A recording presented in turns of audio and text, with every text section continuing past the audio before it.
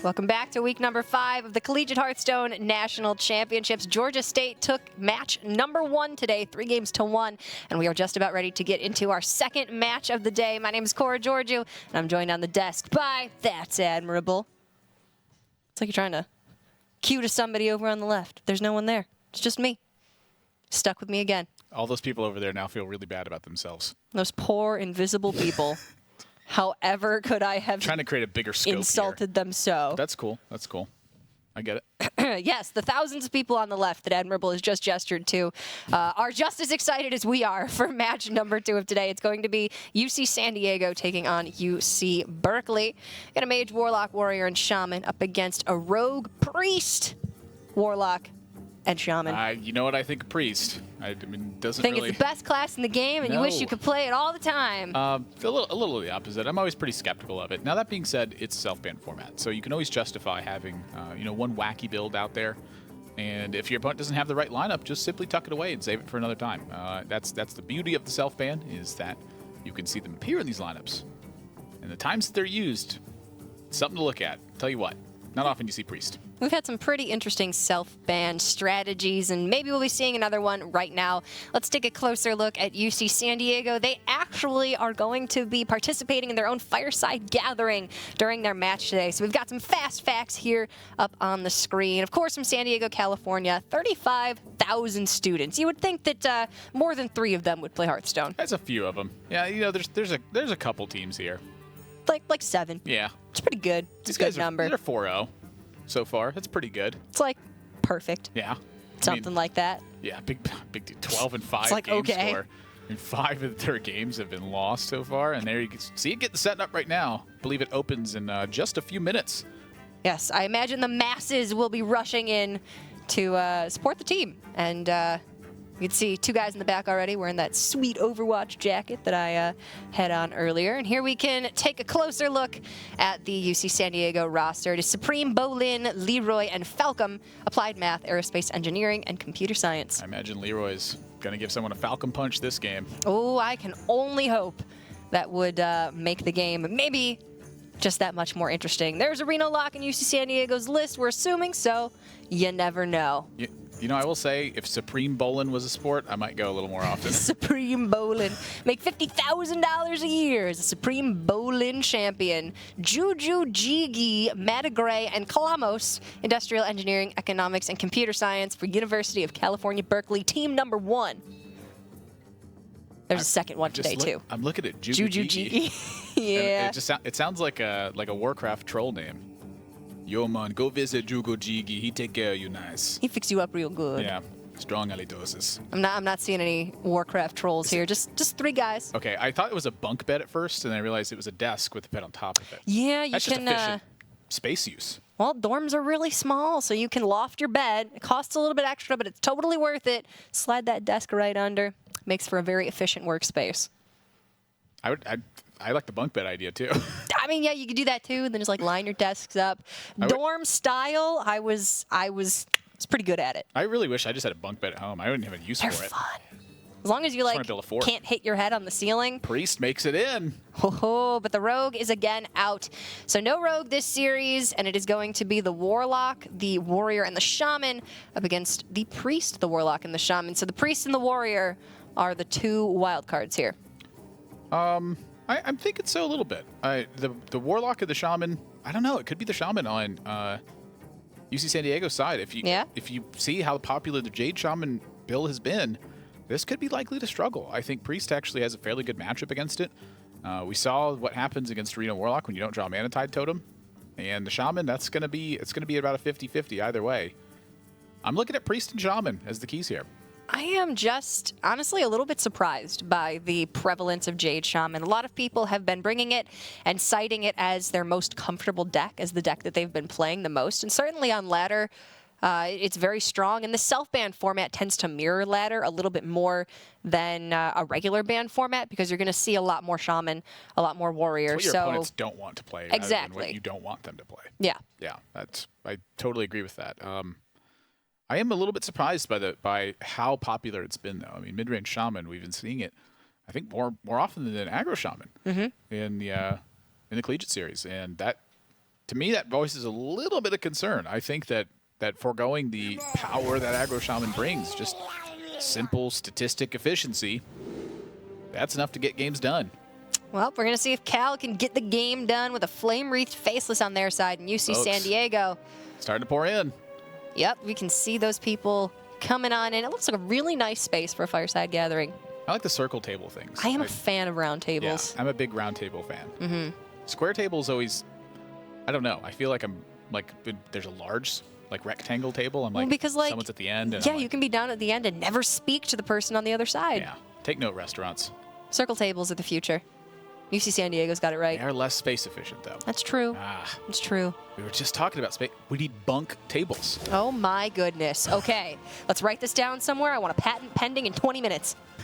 I greet you. Nice opener here for Cal as well.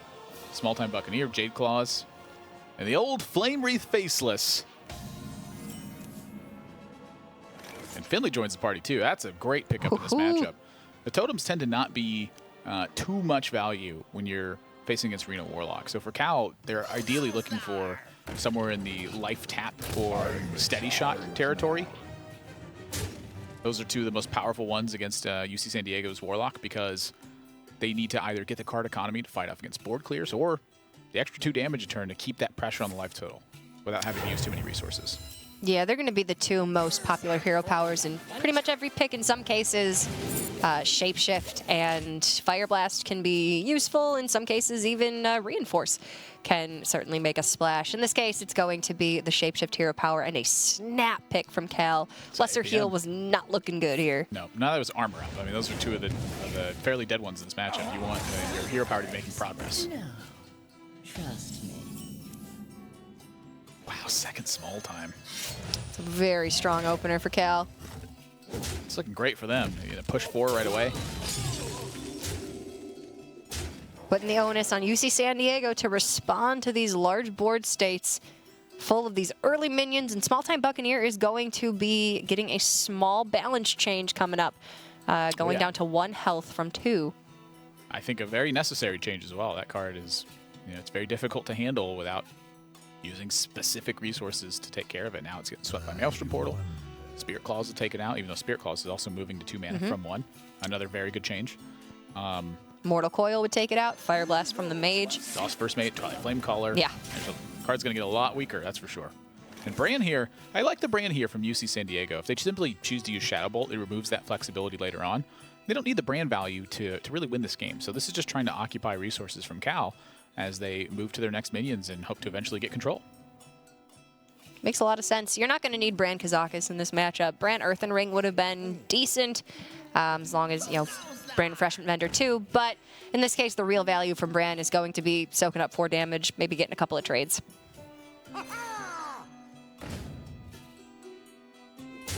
Cal gonna chop down this Bran as efficiently as possible. They need to leave up the weapon. Wise to not use the weapon, yeah, to keep those small times buffed.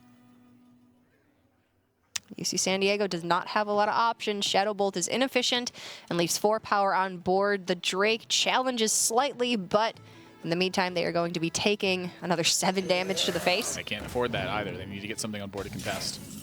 And that's why it's the Twilight Drake, but that's a Flame Wreath. I think the 4-drop from Cal just a little bit stronger. 4-5, 7-7. I'll take the 4-5. Negligible. I'll take the 4-5. It's close enough. That's like sort of a 7-7. Hellfire would be a great draw for them. That is pretty much the backbreaker draw. Outside of that, though, they're going to be struggling. Even if they pick up Demon Wrath here, that means 7-7 sticking around. Demon Wrath's only 2 damage to the non-demon minions, not 3. So UC San Diego needs a big pickup here. If they don't get one, this game could be done. In California, deciding on whether or not they want to hit with their weapon. I think Mind Control Tech is on their radar right now. One of the ways they could lose is running into a Mind Control Tech and seeing the 7-7 slip away. They sacrifice that Finley, that's no longer a possibility. And so what they're calculating is this damage necessary to close? And it looks like that 1 extra damage is actually really strong because of the Jade Lightning that's in hand. So yeah, I like the push here. Not only does your opponent have to play Mind Control Tech, but they also have to draw it, and they have to steal the 7/7. I push. The Mind Control Tech in this case has just as much of a chance to steal that Finley as it does the Flame Wreath Faceless, so pushing damage here seems like the right play. And San Diego with another incredibly weak draw. They have just found nothing to be able to do in this game. And that's sort of the nature of why the aggressive decks are so strong versus Reno, is if they don't have the right tools early on, they will lose games due to that inconsistency. You know, Reno Jackson's a very powerful card, but you got to get the board control too. If you don't have board control, oftentimes Reno Jackson is simply a Frost Nova, just trying to delay the opponent for a turn. You have to complete the quest of drawing the Reno Jackson and then of clearing your opponent's board before one can heal to 30. Yeah. Going for the tap, trying to find something to negate this board state. Shambler certainly will not be doing it. 14 damage for Cal right now, so they do need to either Earthring Farseer or use Shadow Bolt. But that's 3 damage off lethal now. Not quite there. And so Cal at this point does need to consider what Reno Jackson looks like if it hits the board. Since they can't quite kill, their main objective is going to be set up the strongest board position possible in the face of Reno Jackson. They don't really need to push too much damage because they have 6 from hand on the following turn with Jade Lightning and Jade Claws. So what's the most damage you can deal after Reno Jackson hits? What's the most amount of pressure you can put on your opposing minions? I think they are really thinking about trading with that small-time Buccaneer. They're just going to go ahead and throw out that Feral Spirits. It's going to keep only 4 mana unlocked for them in the following turn. I like the trade, honestly. I think I would tend to not only kill the Earthring Farseer here, but I think kill the Drake with the weapon. Yeah, at this point, their push has been made. They've gotten enough damage to threaten UC San Diego, so it is quite literally forcing them to have Reno Jackson in the spot. And even then, threatening them with a 2-turn kill post-Reno, and that is not Reno. That is a whole bunch of nothing for UC San Diego. Yeah, there's no way out of this. You can life tap and have 4 mana left, but there is nothing you can pick up that is going to save you from death at 7 health. And Cal is going to take game number 1 on the back of the Aggro Shaman, which is the less represented Shaman, it seems, in the Tespa Collegiate Series, but performing very strong as always. It has done so historically throughout. The early weeks, I think we saw it struggle quite a bit, and that may have discouraged some of the teams from playing it. But it's a feast or famine build. If you get early starts that are strong, you will snowball and win games. If you get poor early starts or your opponent has all the answers, sure, you lose that game. But that's sort of the nature of the current metagame, is the control decks, when they have the answers, become very powerful. Yeah. And when they don't, they struggle. It's just sort of the roll of the dice with the aggressive decks, and they have been working out very well across all different tournament formats. So now you see San Diego, their Fireside Gathering has started, but their wins have yet to get on the table. And you see Berkeley picking up that first win with the Aggro Shaman, still eyeing that Priest, though. Could be a bit tough to pick up a win with that. I'm really thinking that's the key deck here. I think it needs to, it really needs to pick up a win if they're gonna win the set, obviously, but. The matchups across the board look like they're going to struggle a bit. I mean, Reno Warlock, that's a dominating performance for Reno Warlock. Against Pirate Warrior, they have to have early taunts and early pressure to keep the minions off. Against the Shaman build, if it's mid-range Shaman, I think that's a better opportunity for them. But if that's an aggro Shaman, once again, they have to have early taunts, they have to have early removal, or they just don't get there. If it's mid-range Shaman, that the Priest functions very similarly as it does against Jade Druid, where if it can get on board early, buff up its minions, and then simply exist as the tempo deck that it really is, if it is Dragon Priest, then it can have a great shot against the Jade Shaman. Now we have seen the existence of Reno Priest in the past. I believe there was one last week, a Reno Dragon Priest that performed very well, but that was in a 1-game circumstance. Yes, and it actually ended up being the liability to him in the top 8, where he dropped 3 games with the Reno Dragon Priest. I certainly think it's a weak build. There's a very significant reason why you don't see it alongside the other Reno decks very often. It's because it doesn't quite have that same power to it. One of the things that's really lacking is a way to simply close the game. Yeah, it's very tough. You have Raza the Unchained, which is, or Raza the Chained? Raza, which is very strong in itself. Is it Unchained? It seems like it'd be Unchained. I mean, it's doing something. That's a good point. So if it was chained, I feel like it would just be like an Ancient Watcher. It just wouldn't do much. Raza the Chained. Raza the Chained? It's Raza the Chained. Well, regardless, it's a strong Reno minion, but it's not going to do nearly as much as the Mage and the Warlock can do on their own. I would expect to see Dragon Priest more often than not. But again, we've seen this is probably the series where I've seen the most creativity in terms of builds. Is the Hearthstone Collegiate National Championships. I really like that. I really like that these guys and girls are willing to take some risks and bring some interesting tech choices. I think that has a lot to do with the self-ban. You can bring a riskier deck and then choose not to play it if it doesn't fit well with what your opponent has brought. It allows for a lot of creativity. Yeah, I think that is part of the influence here. Is we continue to see folks rolling into the fireside. UC San Diego. It opened up about the middle of game 1. That's a lot of people for a very short period of time. 7 minutes. Well, you know what?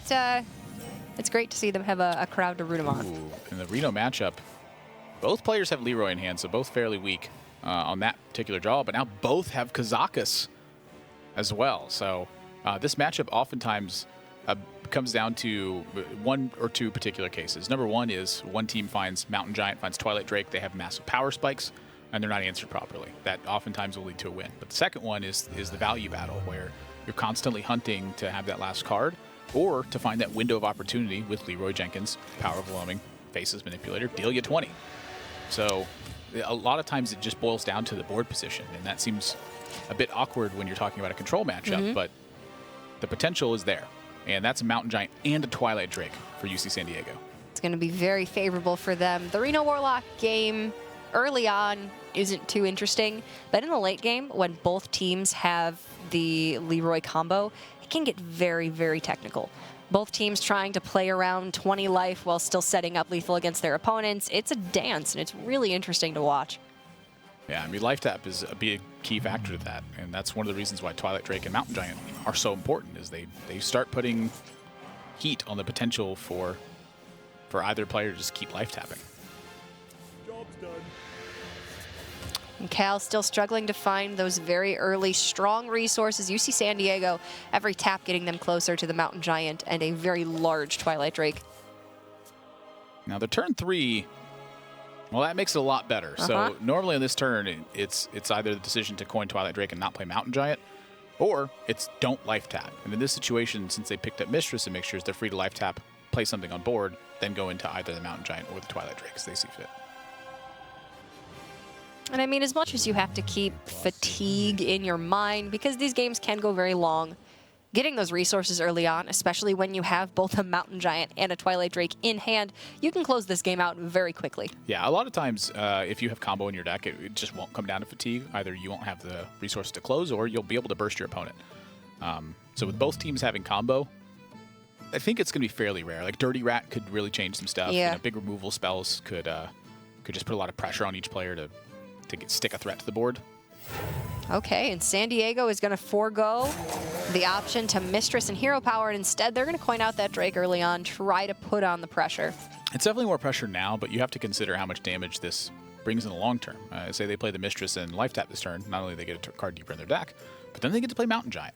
Mountain Giant won't be contested by any 4 or 5 mana cards except for Blast Crystal, which they're very happy with since it takes a crystal away from the opponent. And then, 2 hits of this Twilight Drake means 8 damage. 1 hit of the Mountain Giant is 8 damage, and then they would have the Twilight Drake afterwards. Even if they waited and just played Twilight Drake next turn, then got another life tap in with the Mountain Giant. Cycling those life taps over and over and over again is very important. So this is a key turn to look at if this game gets into a weird spot for UC San Diego. Yeah, it's certainly weakening their curve, because now on turn 4, if they want to play Refreshment Vendor or Kazakus, then their Mountain Giant is going to be delayed even further. And especially in the Reno Mirror, you want to save Kazakus for Brand, so that leaves, either an inefficient life tap or the Vendor, which is a minion, but weaker than what you could have had if you were simply a little bit more patient. Yeah, the Kazakus will give him another card in hand too, so the Mountain Giant would go to 4 mana on the following turn, but like you mentioned, saving that for Brand can be a big deal. With their start, it actually might be better to go with Kazakus. That's the other thing to consider too, is if you play Mountain Giant, the Mountain Giant gets hit by something. That's your only minion that's died. Kazakus, for one, has a lot of merit for the resurrection, because you're guaranteed to resurrect the Mountain Giant in that instance.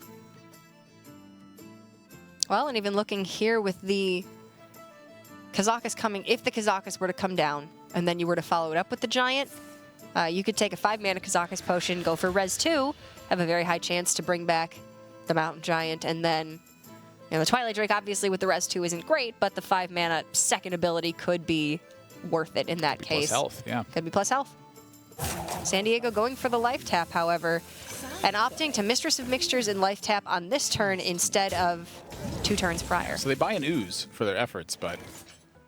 And now look at the board. Uh-oh. SpaghettiOs. Uh-oh, SpaghettiOs indeed, There is no Admirable. Life Tap for Cal. That's a big deal. If they Life Tap, they'll just go straight to 10 cards. They'll burn one. No Pin Ping Ho plays here. Fortunately for Cal. Too soon. Hey, I was the one who picked him. And Siphon Soul's great, but they don't have that coin. They had coin Siphon Soul here, they'd be in fantastic shape. San Diego can tap and play their own Mountain Giant. Or they can elect to Shadow Bolt and trade in the Drake. This is a weird circumstance. Mountain Giant's scary. It's honestly hard for UC San Diego to play their own Mountain Giant too because of the fear of Shadow Flame. Shadow Flame's certainly a good card at a lot of stages in this matchup, but one of the times it's at its best is when the opposing player gets a Shadow Flame off not only your Mountain Giant, but other stuff to go with it. So it'd be 2 cards for 3 cards at this point. But they'd also get 8 damage out of it. So no Shadow Flame in hand, though. Dirty Rat and Mind Control deck are looking awfully good, though. Very, very sick. If the Dirty Rat could pull... Well, there's a couple of really great pulls in San Diego's hand. Looking at Kazakus, Leroy, and Lord Jaraxxus. All 3 of these minions coming down, any one of them, could change the tide of this game. Cal's looking at the Kazakus as well. I mean, they only have a couple of dead minions themselves. Right now, it's just the Asic Swampus, so there is some merit to the Resurrection Potion. I don't think quite as much as if they only had Mountain Giant dead. If you... It's just a weird spot. Yeah. They got a lot of options. They need to start getting something underway though. If they wait too long, they're just going to suffer too much damage. Wow. Gonna have to take the trade. That's really unfortunate for Cal. Well, they are electing to take the trade. I think I personally would like to see the Dirty Rat in the Mind Control deck. Oh, they don't have Dirty Rat in the hand. What the heck am I thinking? They have Why am I Bronze doing this a Spirit, lot Admirable. lately? That's what that was. I was saying, Dirty Rat would be pretty sweet here, and you know, later on, maybe the Dirty Rat could pull something nice, but... I'm just a big dum-dum. I really thought that brand was a Dirty Rat. I don't know why. It's a 3. I've been doing that all week, too. Thought of Forgotten Torch. Is this one funnier than the Volcanic Potion, or was the Volcanic Potion funnier? I thought a Volcanic Potion in a player's hand was a Volcanic Potion. It was actually just a Forgotten Torch. Well, in this case, Cal has Demon Wrath. That's very similar to a Volcanic Potion, but it deals damage to demons. You know what? UC San Diego has the Dirty Rat. There is a Dirty Rat in this game. It is just not on the side of the board, which would have been more beneficial to Cal. Yeah, with no Dirty Rat in hand, the Mountain Giant going to have to trade. And now the Mind Control tech coming down, sacrificing potential value from this card. That's a lot of extra life. All right, so UC San Diego's backing this back up, and they're going, you know what, let's fight a value battle here. Okay. And I think they're winning it right now, honestly. Like, their weaker minions have gotten some pretty strong value. Cal's, Mountain Giant for Mountain Giant's about all they had so far. That Twilight Drake's been doing work. Yep, all things considered, the Drake coming down on 3 has now gotten 2 trades. It's pretty good.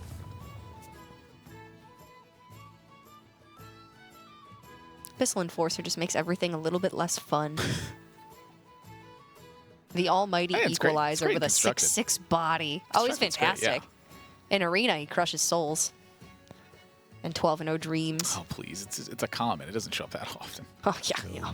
Only the most common thing to appear. UC San Diego's got an interesting turn, though.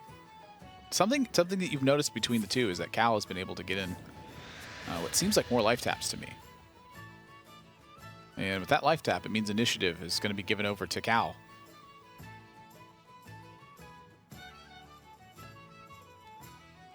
So, there's no way they're thinking about Faceless, right? I mean, they give up their entire combo. which I think in this matchup is incredibly important.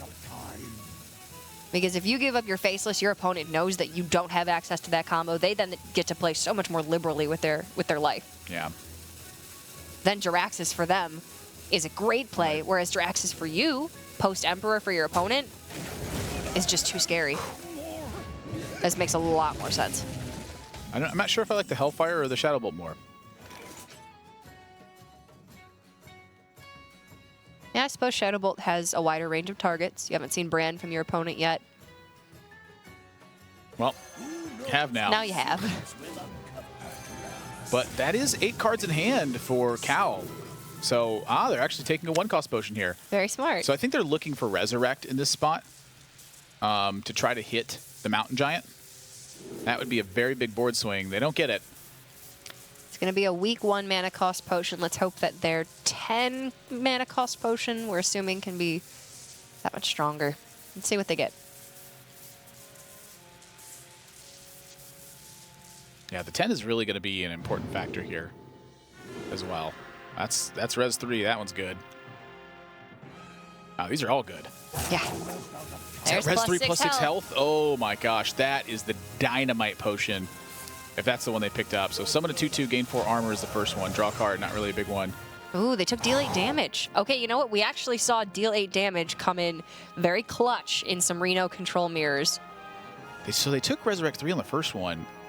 Resurrect 3 and plus 6 health is ridiculous. That potion wins games. If you haven't seen a Twisting Nether, though, it's a little bit risky. But at the same time, it is literally only countered by your opponent's Twisting Nether or their own 10-mana Kazakus Potion. That's an interesting choice. Deal 8 damage. So they're trying to just hit a big threat from UC San Diego and then Resurrect 3 and have that be their board swing. So it is a more flexible potion, I'd say. So many. And 8 damage, 8 damage is nothing to scoff at. No. It's a lot of damage, but That's that Mountain Giant damage that they missed by trading. I'm sad to see it go. Big dreams. This is because of Abyssal Enforcer. Crushed him again. See, here he is. Now, the merit on Sylvanas Power Overwhelming. Is that a real thing right now? I mean, they're rolling into the Resurrect Potion. And here's the thing. If they clear 2 minions in a row, right now it would be Sylvanas Power Overwhelming. They get 6/6 plus the 2/1. Opponent plays another big minion, deal 8 damage, res 3 minions. You're running right and Twisting Nether that way, so that value could be very extreme for the opposing side. Cal has also played several small minions. So the res is automatically a bit watered down. Plus, you're giving up your combo that way. If you sacrifice the Power Overwhelming, don't find a second one from Dark Peddler, you're losing the potential for 20 burst. No time for games. Well, here's another thing. You can just play it and let it sit. Interesting. Ooh, Emperor in the hand for San Diego. Suddenly, combo is online if they can pick up that Power Overwhelming. Yeah, the problem is the Sylvanas. The Sylvanas is making this board very awkward. She's good at that. There's not really a strong way for UC San Diego to actually clear this off and land the Emperor Thorson. I mean, there's actually no way to do it. This is really weird. I'm glad I'm not in UC San Diego's spot. If they just play the Emperor and say, like, attack Brand, that means Cal gets to steal the Emperor. If they don't attack Brand, it means they get to steal the Emperor. So if Emperor comes down, it would have to be alongside something else. So many possibilities. And every turn that Sylvanas sits there, it's scarier and scarier. Sylvanas is just such an effective card because your opponent getting to dictate the trades is good for you, and you getting to dictate the trades is good for you. They're going to Hellfire. I don't really blame them for this here either. They just need to get anything going. Earthen Ring's a fine pickup. It means that they get to play something. That's a bad turn, though. Yeah. Oh, imagine if this is plus 6 health. Oh, it'd be so good. Well, is there any world in which you just use it and hit 8 to face? Yeah, right now. This world? Well, I mean, they've got Leroy Power Overwhelming in hand, so this is, even if their board gets cleared, representing lethal. My goodness, that's weak. Yeah. Imagine if they all had 6 more health. Yeah. That'd be really good. That'd be a 2-8. 2-8, 2-8, 3-9 would be their board instead. That's a lot of health to get through. And that's the thing, is that extra health on those minions allows you to chip away at the smaller ones and then push damage afterwards, or even just fight against big ones after that. The 8 damage here is certainly no slouch, though. Okay, and UC San Diego not putting down their Reno. So let's see. They've got 14. Cal has 5 on board. Yeah, they would need a Soulfire. Blast Crystal, Leroy, Power Overwhelming. Is that enough? 5, oh, wow. 9, 10. Boom, got it. Yeah, that's enough. Look at that, 8 damage. Boy, am I embarrassed. Because I got this one first? No, it's just the 8 damage was super relevant. Oh, yeah, no, the 8 damage was great here. Well, that's only because UC San Diego chose to not respect those 3 exact cards. Yeah, I think they're kind of right to do that as well. I mean, Cal taking a 2-0 lead here off of a big string of damage plays. But I think they are fairly right to ignore it. I mean, it does require quite literally either Spellbreaker or Blast Crystal, and then Leroy and Power Overwhelming, or Leroy Soulfire. and Soulfire. So that's quite a range for your opponent to have. Soulfire is not always naturally in the build as well, so that's something else to consider. But you know, what would their turn look like if they played Reno? You know, what do they play alongside it? There's 3 weak minions on the other side of the board. Maybe you can find a mind control tech there. I think that if they had the +6 health there, it still would have given them the win. It might have just taken an extra turn or 2. Might not have, though. I mean, that 8 damage, that was the push. And that's something else to think about, too, is when they see 8 damage come straight to the face. What are they setting up for? Right. Like, why wouldn't they just kill the 3-3 in that spot? It's hard to invest just straight up 8 damage into a 3-3 when you can just go to face and threaten that way. You know, maybe the threaten is just there to make you play a little bit awkward. And they're like, we're not buying it. Yeah. You should have killed the 3-3. Like, maybe that's the thought process there. I see total... I think it's totally legitimate to not play around that, but at the same time, you know, would Reno have given them the game? Changed things. It very potentially could have. Then that 8 damage would have been nothing, and the 3 minions on board were incredibly weak. Interesting to see, and the Reno mirrors are certainly very technical, very in-depth, and can go either way with a very small selection of circumstances. But we do have another tweet to feature on the stream while these 2 teams are getting ready for their next game. This one comes to us from Attack of the Spud. If you were to return 1 card from Wild back to Standard, what would you bring back? I'm bringing nothing back, personally. I think I like the way the rotation is working. I think that rotations keep the game fresh. I personally would love to see more classic stuff get rotated out. I think the Hall of Fame's a good start. You know, go piece by piece and see if there's other cards that continue to dominate. But, you know, Jiraxis is really cool, but in 2025, is Jiraxis still going to be really cool every single time? Yeah. You know, just might get old pretty quickly. There's design space to just make new ways to do things like that, and I think that's part of why the card games are so interesting and so beautiful, and why they tend to have a fairly long shelf life, is because of that rotation, because of those interesting cards. Reprints are totally fine. I would love to see Ragnaros at some point return, but in the meantime, let's see another Ragnaros. Yeah, I think I tend to agree. There are some things that I think could have definitely helped this current meta. Some, you know, anti-Keelbot brought back, but would that have made Rogue too strong? You know, a Sludge Belcher brought back, but would that make N'Zoth decks too strong? It's a lot of intricacies. I personally, I think I would have liked to see Avenge. I don't think that would have brought back Secret Paladin. It wouldn't have broken it because there's still no muster for battle and Shielded Minibot. But I think that you could have done some pretty cool things with Divine Shield, hand buff, and then maybe some secret techs in there. So, you know, it wouldn't break the game, but might make me happy at the very least. So if you have any questions that you wanted to ask us, tweet at Team Tespa. Go on Facebook /Team Tespa. And if your question is chosen to be featured on stream, you are the proud recipient of the $1 on Flame card back. It's lit. It's lit. Free Never stuff's gets sweet. old. I like free stuff. I am a fan of free stuff. I would hope that our viewers are as well. And it is all coming down to the Priest for University of California, Berkeley. Can they pick up a win with this Tier 2 deck? You know, that seems to be the question every single time I see Priest, is can it win a game? The answer is yes. I mean, Priest still, even if it's like, I mean, the worst class in the game still has like a 40% win rate in like bad situations. So Rip Rexar. So I mean, the hope is still there. And even if they're at 40%, say they're 40% across the board, they're still at a positive percent in terms of winning the matchup from this point because they got those first 2 games. So even though the Priest, I think, is the key deck and the deck that is most likely to struggle in the lineup, they're still favored to take the match. And if that's, say, like a mid-range Shaman on the other side, maybe that's a matchup where the aggression just simply isn't there to get the job done. This is the uphill battle first, though. The Warlock going to come out because it is most favored against a standard Dragon Priest, and it looks like that's what we've got here on first glance. Yeah, this looks like a full mulligan to me as well. I mean, there is a lot of merit to the Twilight Whelp, but... Yeah, I think keeping the Whelp if you've got a Dragon to back it up is great. Yeah, it's certainly something, but is this the matchup where you're looking to have that strong of a curve? You know, I would think Cabal Talon Priest is a big pickup in this match. I think Draconid Operative is really important. It is a dragon, though. That's true. It activates your other dragons. And this is a 1-2-3 curve, but your 1 is not active here. They need to... Yeah. Nope, that's not going to do it. Well, the dragon's still operating fine in hand. It's going into Wormrest and into Blackwing Technician, but that's a Doomsayer on the other side as well. That Doomsayer is going to hit like a Mack truck. Cal did mulligan away the Shadow Word Pain. Are you mocking me? You know, Blackwing Technician, if you just didn't cut in front of Azure Drake, we would have had a perfect curve. This is why you don't cut in line. Respect, order. Blackwing Technician. You see San Diego going to go ahead and Doomsayer now.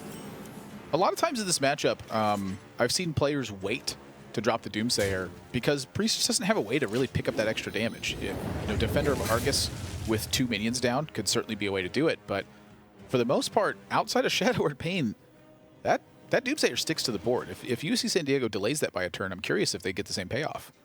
Dragon Priest is a very honest deck. It can't do a lot of crazy things. There's no huge burst damage from hand, and they can't kill 4 attack minions, period. So if you don't have a large board, not a lot is going. Like the Cabal Talon Priest alongside the Whelp as well. It gets more power, more stats on the board. Talon Priest is probably the harder card of the 2/3 drops to use as well. It's really interesting. Priest has gotten a lot of high impact, very strong cards, but even with the addition of Cabal Talon Priest and Draconid Operative, the class as a whole still feels rather weak. Yeah, and see, this is the kind of situation where holding the Doomsayer, why players started to do it, is after Doomsayer, sure, you get your 3-drop down, but the way that Priest contested is so powerful. Like, now look at what's happening. They would have loved to have that Doomsayer on turn 3. They would have seen Technician or the Cabal Talon Priest, and Doomsayer would have swept both of those out. And then they would roll into Mountain Giant. That's scary. That's a strong curve. Without a Corruptor or Shadow Word Pain to back it up. Wow. Bran even drawn as well. Represents a lot of value in this game. Holy Sylvanas and moly. Reno. Sylvanas, the far stronger of the two here. We saw just how annoying it was for San Diego to deal with in the last game. Honestly, that's great information for Cal as well. I mean, Sylvanas is probably the most powerful minion against this deck. You know, with 5/6s in the mix, a lot of high health minions, it's very difficult to profitably trade off with Sylvanas. In this situation, they have their own Sylvanas, and that's going to create equally large problems for UC San Diego. If you're in a pinch, Sylvanas Shadow Word Death is an option, and Cal now has that option online for them because of the Sylvanas pickup. Even here, just drop Sylvanas in the face of a Mountain Giant. This is fantastic. Like, sure, the Mountain Giant can trade over the Operative here. That still leaves you taking 10 damage on board. And it means that San Diego can't develop. Ooh. Well, now that's an interesting draw. So, wow, this Sylvanas in Power Overwhelming here will provide a steal for UC San Diego. Can they afford to do something like that? Can they afford to run the Giant into the Operative and go for the 1 in 3? You know, that Sylvanas is sort of a friendly minion. It did come from their deck. From your deck, yeah. Maybe Purify should be able to hit that. You know what? I'll even let my opponent draw a card in that case. It's okay. Manic Soulcaster. Doom is fun. It's a fun card, but when you are playing Reno Warlock and you already have 9 cards in hand, Doom's going to be pretty hard to use. Yeah, no, this also created an awkward board state. The 4/5 challenging Sylvanas means wonderful things for UC San Diego. The fact that Sylvanas not necessarily getting a steal immediately, very beneficial. It's kind of weird that if Second Rate Brewster was a 5/5 taunt here, it would be worse. Be worse. Yeah. Good old Priest. Poor Priest. Poor Priest. Well, it's holding its own in this game. It's looking okay. Now, if it was like a 394, it'd be a lot weaker here. If Second Rate Bruiser was a 5-mana 394 taunt, Yeah, they had Shadow Word Pain. yeah, it'd be a lot weaker. Yeah. Yeah. Don't say stats are strictly better. I was just simply confirming what you had just said. I just wanted to make sure that Full clear for my Cal. ears heard it correctly. Jeez, full clears, brutes. It's brutes. Yeah, that 394 going down. This is very brutes for UC San Diego. Now the Sylvanas gets to stay on board. Now if San Diego were to play the Abyssal Enforcer, Oh, yeah. it just gets stolen. Can't do that. V brutes indeed. You can coin out the Twisting Nether if you really just want to reset this board. Well, they're buying 11 health worth of damage off the Twisting Nether here, but getting 11 power as well. And when you're at 14, 11 power is a lot. Corruptor would kill them. Yeah, I think they got to. It says give initiative right over to Cal, though, and their hand is no slouch. That's a great draw for Cal. Bran Azure Drake gives them 2 more cards. I think they would have the Branger Drake. I do think they would have liked to see Second Operative or Netherspite Historian here. They want to start filling up their hand with high-value cards, and it is a little bit reactive right now. I am a little interested by this. I mean, they just saw Coin Twisting Nether. They hadn't seen Shadow Bolt or anything to really fight for the board position. If they go for Bran Azure Drake, they have 6 points of damage on board. It'll drop the opposing team to 8. And then if the Bran sticks, Blackwing Corruptor for 6 more. So that is 2 damage off of being able to clear. So I think I do like the Technician better in that case. The extra damage, very valuable. Oh, wow. Oh, wow. Okay, wait. That is 6, 7, 8, 9, 10, 11 with the Bran, the Corruptor, and the Wow. Holy Smite. Holy cannoli. Yeah, Holy Smite, indeed. I did not expect that card to be in the deck. That 1 mana 2 damage secures them game number 3. They stole this one from UC San Diego. Wow. That is a tough matchup, but that one weird tech card. How Cal won 3-0 with this one weird tech choice. Tonight on the News 9. Click here to find out. Man. That, I mean, Bravo. it's good against Pirates, and it's 2 damage against Control. And sometimes when you've got Brand Corruptor in hand and 3 damage on board, you just need 2 damage. When you got Azure Drake, it's 3. Azure Drake and then Holy Smite that turn, that's Kills like a Feral Spirit that's token. like a 1-cost Kazakus potion. It's pretty good. 3 damage draw a card. Hey, not too bad. It's okay. Yeah. Not bad. Hey, I like it. That worked out. You It's killed all your right. opponent. Yeah. Good lord. 3-0. I mean, that is an incredible Dragon performance. Priest just beat Reno Warlock. The world is upside down today. You know, UC Berkeley, team number 1, has now come through with a dominating performance, 3-0 over UC San Diego. We're going to have to see if their second team can also do the same. They're going to be featured in the 3rd match, but Playoff spot secured. playoff spot successfully secured for University of California, Berkeley. And that puts them overall now at a 15-1 game score in their matches. They have lost 1 game through 5 rounds of play. That's so incredibly impressive. Yeah, we got the to other ask them Berkeley about team that. is 12-1 as well right now. So they could mirror that performance. They could have 2 teams from University of California, Berkeley that are 5-0 with 15-1 game scores. Is That it is the insane. same team? No, it is not It is the not. same team. This one's got Larry on This it. one has Priest, though, too. And Druid. Ooh, okay. That could be interesting. But, goodness gracious. I mean, that is a nuts what performance. a dominating performance. You know- I'm still, like, ruminating on that Holy Smite. You, myself, and Kibler were talking about this Yeah? the other day as well, where I'm like, man, when 1 mana 2 damage is not a playable card, Something's wrong. I feel like something's wrong. Like that should be killing minions very often. Mm-hmm. Here, it just shows up right at the opportune moment. Should be killing Gul'dan. And that's the example of the window of opportunity. Dragon Priest will lose that matchup if it goes long, but if they find that right push, they got it. Well, it worked out fantastic for UC Berkeley, and we now have an interview ready with them. Congratulations, guys. 3-0. You now have a 5-0 match score and a 15-1 game score in this tournament. Well done.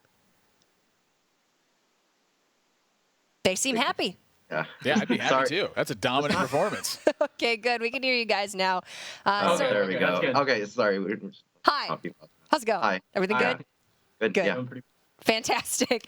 Okay, so first question, I think it's the one that's on all of our minds. You just killed a Reno Warlock with a Holy Smite off the top.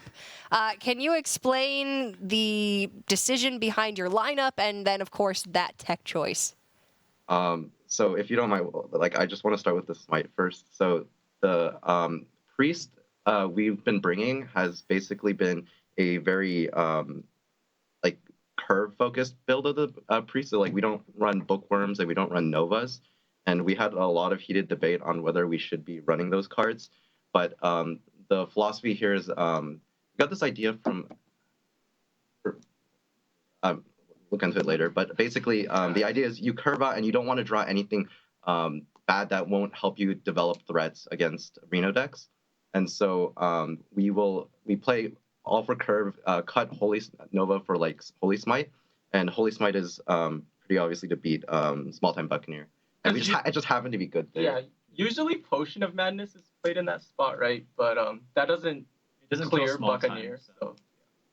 Killing Small Time Buccaneer, I think, is a very important facet. So talk to me about you guys' team. How did you guys meet and form up for this competition?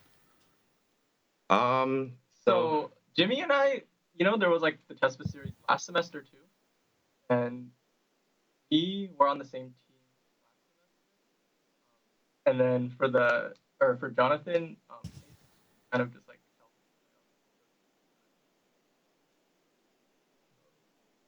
us two, and then we just added a new person, like tryouts through our our school esport page, on Facebook. Yeah. Well, it seems to have worked out really well. Again, a 5-0 match score is incredibly impressive. Tell us a little bit about what esports is like at UC Berkeley. It's pretty big in like a lot of games. I think Berkeley has like a really big history and like in a lot of different games. Our school actually just won the Tespa Overwatch, right? Like last week or something. Yeah, if you guys could keep speaking up, the volume's cutting out just a little bit. So maybe uncomfortable. Just project, like just speak it loudly. Actually, just loud at us. Proud. No, don't scream. Don't scream. Don't do that. Admirable's he's the one who screams. Sorry, the mic is not ideal. Can you hear us now? Yes. Okay. Yes. Sorry, I said that it's pretty big here at Berkeley. Our school, I think, definitely has a history of a lot of championships in a lot of different games in esports. Like, I'm a junior now. My freshman year, we like won in like 4 different games or something. And we have like a lot of Discords and Facebook groups. Right, and just recently, and like our Overwatch team like won last week or something. I'm sure you guys know about that. And it's really big here actually. That's really great. We've seen a lot of esports programs developing at many different schools across the country throughout the course of this tournament.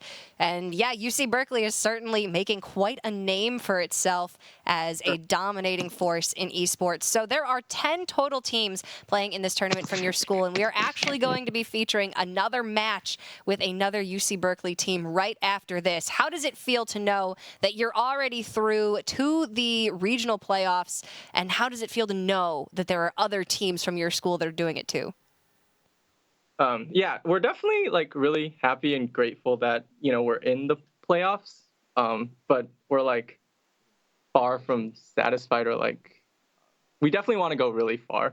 And it's funny, we saw that like there's another Cal team after us, and there's like 4-0 Cal teams. I think we don't actually really know the people really on any of them, but I think that just goes to show like how big esports is here, right? Like even more so. And we're definitely really happy, and we'll be cheering them on too, I guess.